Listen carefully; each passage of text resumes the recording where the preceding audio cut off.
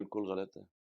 اگر وہ ہمارے دوست ملک حق میں نہ ہوتے، اور میں سعودی عربیہ کی بات کر رہا ہوں، مڈل ایسٹ کے ملکوں کی بات کر رہا ہوں، تو 2 OIC کی ہماری کانفرنسز فورن منسٹرز کی ہوئی 4 مہینے کے اندر۔ دسمبر میں ایک ہوئی، اور ہم جب آخر میں جو آخری مارچ ہمارا تھا، آخری مہینہ اپریل میں ہماری گورنمنٹ چلی گئی، تو اگلی مارچ میں ہوئی۔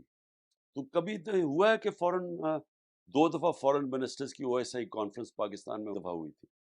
اس کی وجہ، اور یہ ہو ہی نہیں سکتا، مثلا اگر سعودی عربیہ نہ چاہے یا ایران نہ چاہتا تو یہ نہیں ہو سکتی تھی، طاقتور مسلمان ملک نہ چاہتے، ترکی نہ چاہتا، لیکن وہ بھی آیا، اور پھر چائنا کا فورن منسٹر بھی آیا۔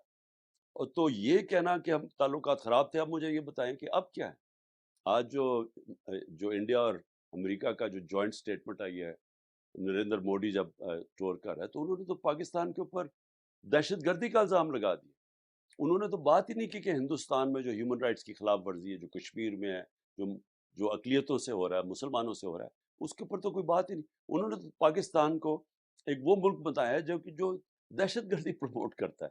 تو کدھر گئی ان کی ڈپلومسی؟ میرا مطلب، اگر ہمیں کہتے ہیں کہ آئسولیٹڈ تھے، تو یہ تو ایک شرمناک سٹیٹمنٹ آئی ہے کہ انہوں نے جو پاکستان کے خلاف سٹیٹمنٹ دی بہت ہے، یہ بالکل پروپیگنڈا اور غلط ہے، کوئی ایسی بات ہوئی نہیں۔